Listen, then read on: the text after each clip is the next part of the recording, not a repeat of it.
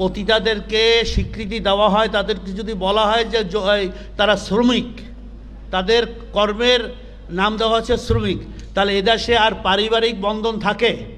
কি বলেন, বন্ধন থাকে? যারা এই প্রস্তাব দিয়েছে এরা হচ্ছে ডাইরেক্ট নারীদেরকে ভোগ করার জন্য, নারীদের শরীরকে ভোগ করার জন্য, তারা নারীদেরকে হাও প্রতিপন্ন করার জন্য এই প্রস্তাব দিয়েছে।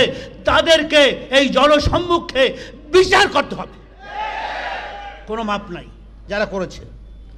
আমি ইতিমধ্যে এই কমিশনের এই রিপোর্ট দেখার পরে বর্তমান অন্তর্বর্তীকালীন সরকারের বিভিন্ন দায়িত্বশীল যারা পাওয়ারফুল তাদের সাথে আলাপ করেছি, কারণ আমি ধর্ম মন্ত্রণালয়ের গভর্নর হিসাবে এটা আমার অধিকার তাদের সাথে আলাপ করা, আমাদের ধর্ম উপদেষ্টা সহ।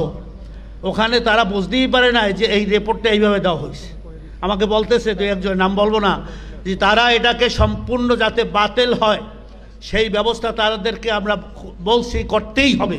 তা না হলে আপনার এই অন্তর্বর্তীকালীন সরকার, আমরা আলেম ওলামা মুসলমান 92% যারা বলে ভুল, কারণ এই জরিপে আদমশুমারি জরিপে দেখা গেছে 92%, 92% মুসলমান এই দেশে, দ্বিতীয় বৃহত্তম মুসলিম দেশে আমরা কোরআন হাদিস শরিয়া বিরোধী কোনো কিছু করতে দেবো কি দেবো না? আপনারা বলেন, আজকে বলুন আওয়াজে আকাশ বাজার তুলে আমাদের এর প্রতিবাদ করতে হবে। প্রয়োজনে বুকের তাজা রক্ত দিয়ে এর প্রতিবাদ করব। এই নাস্তিকদেরকে আমাদের দেশ থেকে আমরা বিতাড়িত করবো ইনশাআল্লাহ। কারা কারা রাজি আছে?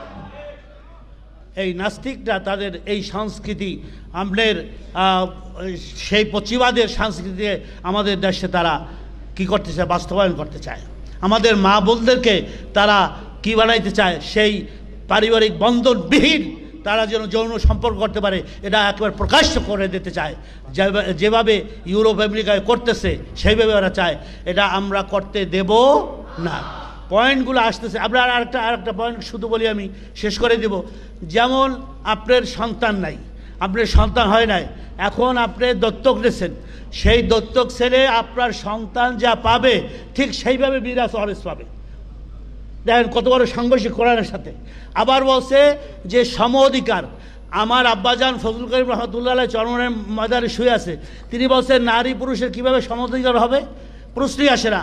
কারণ আল্লাহ পুরুষের জন্য 4টা পর্যন্ত বিবাহের কি করেছে, মানে বিধি রেখেছেন। প্রয়োজনে প্রথমত একটা একফি, যদি তার ওয়াইফ অসুস্থ হয় বা সে বিভিন্নভাবে অক্ষম হয়, তারপরে বলা হয়েছে ইসলাম শরিয়া তাকে আর একটা বিবাহ প্রস্তাব দিচ্ছে। কিন্তু না, ওয়াহেদাতুন, একটাই যথেষ্ট, এটা ইসলামী শরিয়ত বলে।